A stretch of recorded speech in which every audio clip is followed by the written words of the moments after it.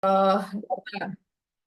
Eh, Data ya, tadi data belum ada untuk apa? Untuk di latar belakang. Kemudian yang kedua adalah didukung dengan penelitian-penelitian terdahulu yang terkait dengan eh, kesalahan pemberian obat ini dan yang memberikan efek kepada pelayanan kesehatan yang berkualitas. Nah, ini juga harus ada benang merahnya atau harus jelas apa namanya penjelasannya atau benang merahnya di dalam latar belakang. Jadi memang kita perlu untuk membuat penelitian ini loh gitu ya. Jadi eh, jelas. Apalagi nanti apa masuk di rumusan masalah itu adalah eh, aspek apa yang menunjang dari penelitian ini atau data-data apa yang menunjang untuk penelitian ini dilakukan dari kasus yang ada di rumah sakit yang akan diteliti itu.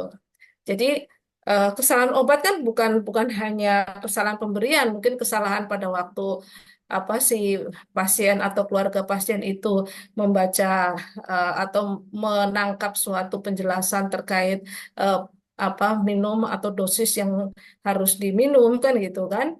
Jadi data-data tersebut juga perlu disertakan. Ini di dalam rumusan masalah. Jadi di sini kan yang tepat merupakan salah satu aspek penting. Oke, pada ini kasusnya apa? Kenapa diangkat eh, apa masalah terkait dengan kesalahan pemberian obat ini? Jadi ada yang lebih spesifik ya. Kalau di rumusan masalah itu lebih spesifik untuk penelitian kita di area penelitian kita. Itu rumusan masalah ya. Nah, ini kan sering terjadi. Sering terjadi itu kapan? Kata sering itu kualitatif ya.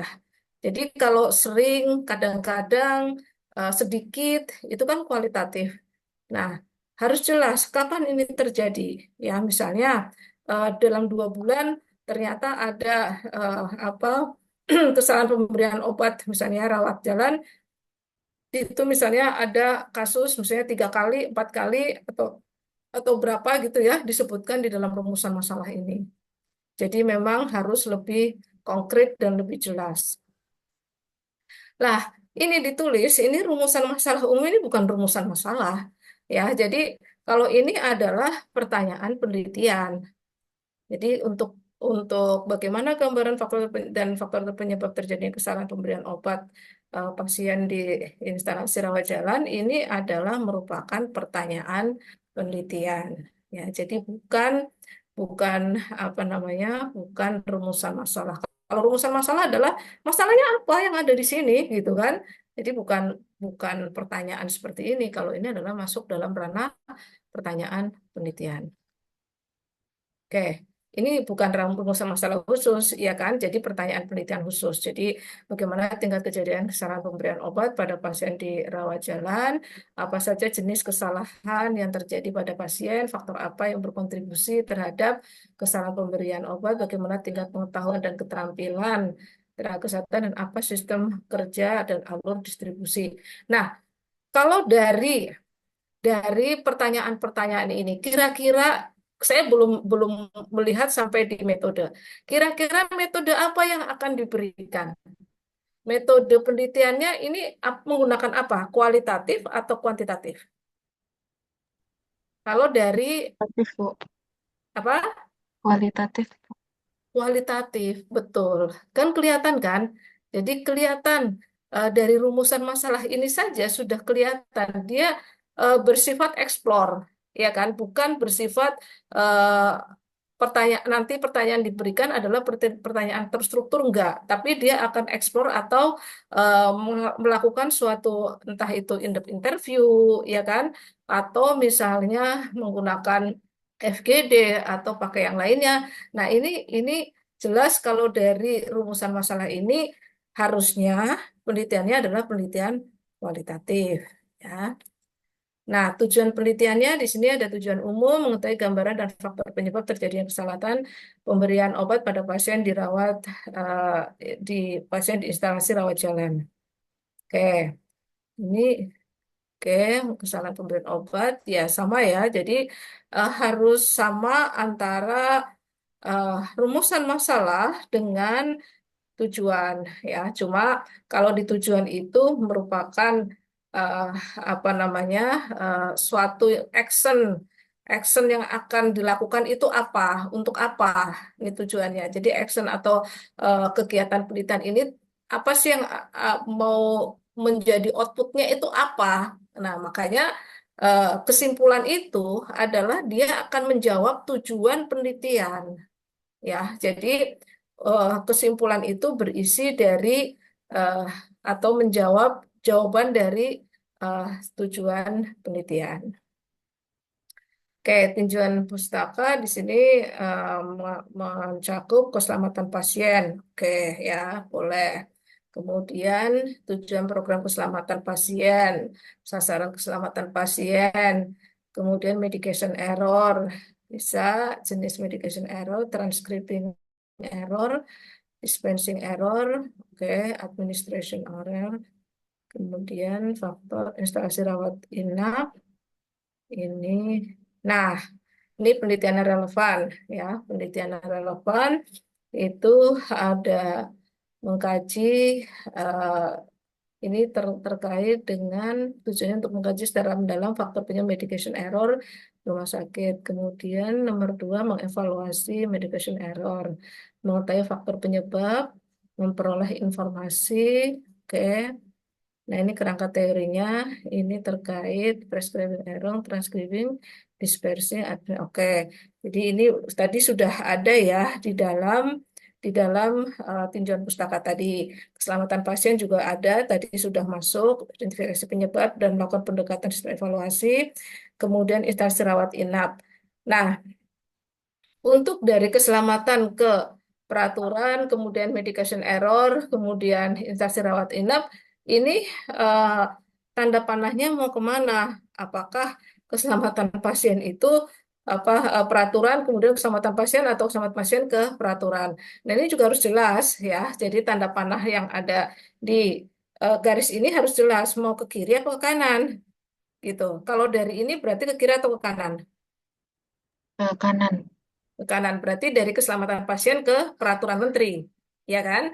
Ini harusnya kan seperti itu. Ini juga sama. Nah, ini tanda rawat jalan dulu begitu, ya. Jadi eh, jelas tanda panah yang diberikan. Ketiga, kerangka konsep.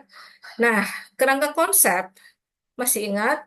Masih ingat nggak? Jadi kerangka teori adalah eh, kerangka teori adalah seluruh apa namanya seluruh atau ringkasan terkait dengan topik yang akan diangkat. Jadi apapun yang terkait atau topik yang terkait dengan keselamatan pasien, ya mungkin kalau misalnya kerangka teorinya nggak harus begini juga bisa. Misalnya keselamatan pasien menjadi utama. Nah, salah satu unsur dari keselamatan pasien itu apa saja? Itu diuraikan ya. Jadi saya kira sih kalau kerangka teorinya begini kurang lengkap. Malah yang lebih lengkap ini kerangka konsepnya yang lebih lengkap. Harusnya yang lebih lengkap adalah kerangka teori. Kerangka teori itu semua teori yang terkait dengan keselamatan pasien. Yang salah satunya adalah kesalahan pemberian obat, ya kan? Nah, ini ini adalah merupakan bagian dari kerangka teori harusnya, ya kan? Nah, ini kerangka teorinya kan kalau misalnya ini merupakan bagian kerangka teori, oh Bu, enggak Bu, ini misalnya oh ini bagian dari apa namanya dari eh, prescribing error misalnya katakanlah. Ya sudah, berarti di dalam kerangka teori ini juga dicantumkan terkait dengan bagan ini gitu. Jadi bagan ini nih posisinya di mana di dalam kerangka teori ini gitu. Jadi memang eh, kerangka teori merupakan payung dari kerangka konsep. Jadi apapun yang ada di kerangka konsep harusnya ada di dalam kerangka teori ya. Jadi jelas ya ini ya. Jadi seperti itu. Jadi kerangka konsep itu merupakan bagian dari kerangka teori. Nah, ini kan banyak banget kan. Nah, apakah ada ini merupakan bagian dari kerangka konsep, kerangka teori? Kalau iya, ini di bagian sebelah mana dimasukinnya gitu. Nah, kemudian eh, untuk penelitian ini kami hanya memotong yang bagian ini saja, Bu, gitu. Nggak masalah. Yang penting dalam kerangka teori ini ada, gitu. Ini di bagian mana dia, gitu loh. Ya, jadi jelas seperti itu. Oke. Nah, kemudian masuk di definisi operasional. Ini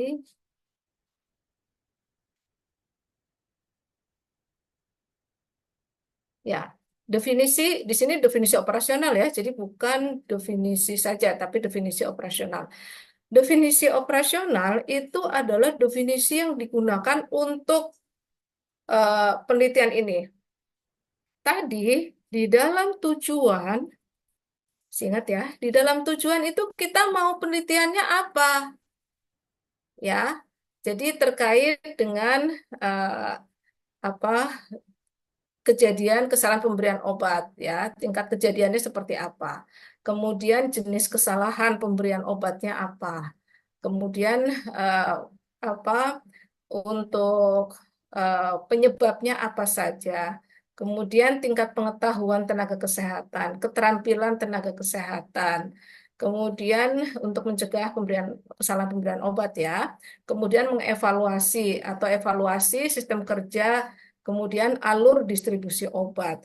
Nah, ini yang masuk di dalam definisi operasional. Jadi definisi operasional itu penjelasan apa yang akan kita eh, variabel apa yang akan kita kaji untuk penelitian ini.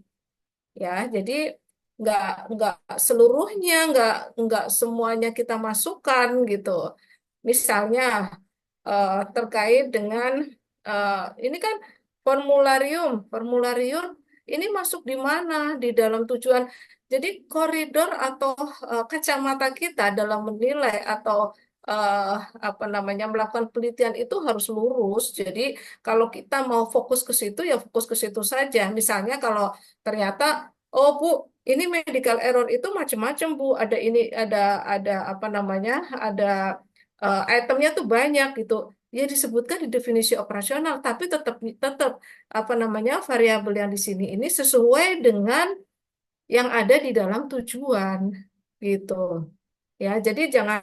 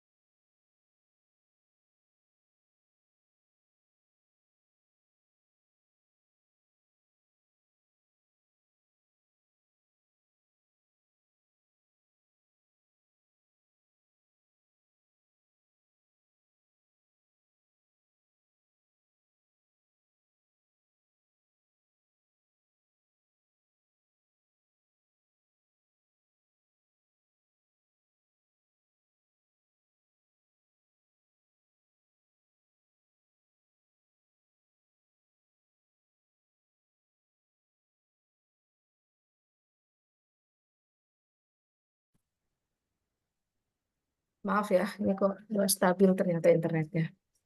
Saya mungkin off cam aja ya, karena ini di sini tidak stabil. Oke,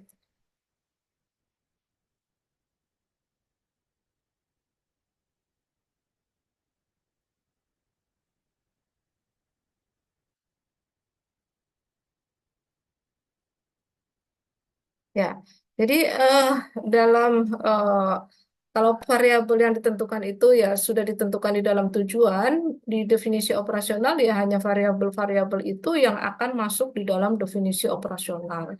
Jadi jangan menambah variabel baru lagi. Kalau misalnya itu merupakan bagian dari variabel yang akan diteliti, ya disebut tetap variabelnya adalah variabel utama yang ada di tujuan.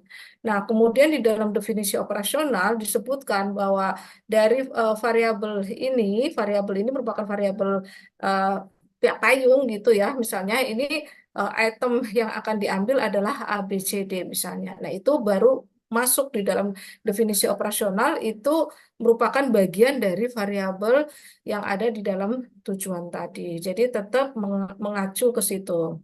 Nah, ini kan banyak banget ya untuk variabelnya. Nah, ini jadi tetap variabel utama ya yang kita tuliskan di dalam tujuan tadi gitu.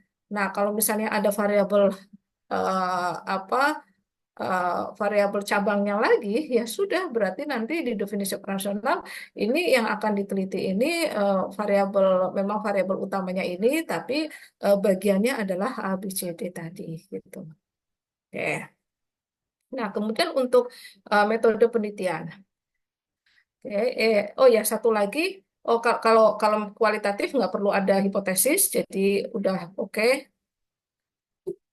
Terus untuk keempat, ini di sini ada metode penelitian menggunakan analitik dengan uh, mungkin bukan deskriptif analitik ya. Jadi langsung aja ini penelitian merupakan penelitian kualitatif gitu. Nah, penelitian deskriptif dengan apa namanya dengan pendekatan kualitatif ya. Jadi ini menggambarkan kondisi yang ada terkait dengan kesalahan pemberian obat. Oke, pendekatan yang digunakan untuk menggali faktor penyebab kesalahan. Ya, nah lokasinya dilakukan di Rumah Sakit ABC pada bagian farmasi rawat jalan. Waktu penelitian berlangsung selama 3 bulan, mulai Oktober hingga Desember.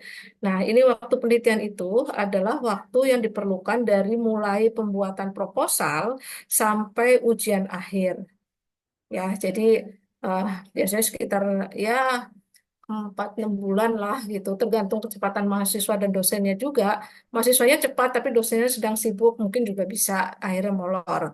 Mahasiswanya lambat, dosennya cepat, itu juga bisa molor. Kalau dua-duanya cepat, ya 3 bulan sampai 6 bulan bisa. Tapi kan juga kayaknya 3 bulan itu sebetulnya agak ribet juga ya, karena nanti kan ada apa namanya ada pengurusan kaji etik segala macam kan gitu kan jadi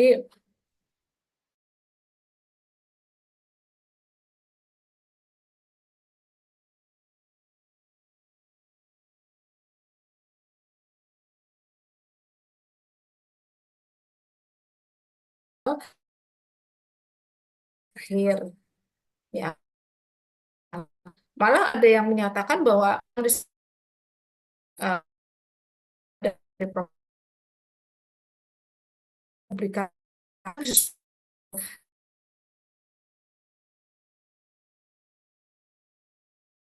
misalnya kalau misalnya Sinta 4 atau Sinta 3 ya itu bisa lebih cepat lagi jadi tergantung jurnal yang akan dituju tetapi eh, yang menjadi syarat kita lulus untuk di apa S2 ini sidang akhir kemudian submit baru submit ya itu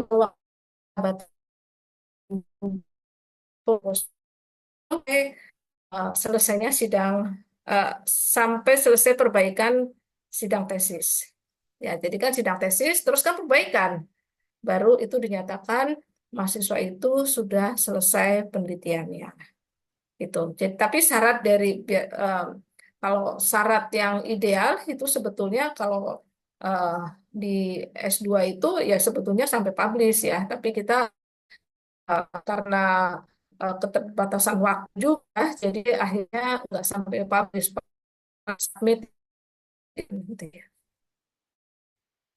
Oke, kemudian subjek dan objek. Ini bukan subjek ya, populasi karena sorry, subjek dan objek ya. Subjek penelitian tugas adalah apoteker dan tenaga farmasi. Nah, jelas berapa orang yang kayak ya eh, apa apotek sakit hanya satu mungkin ya kan bisa bisa empat ya ada yang akan pakai untuk penelitian tenaga teknisian ini orang ada apa namanya apoteker teknik kefarmasian orang kemudian dari dia mesti ini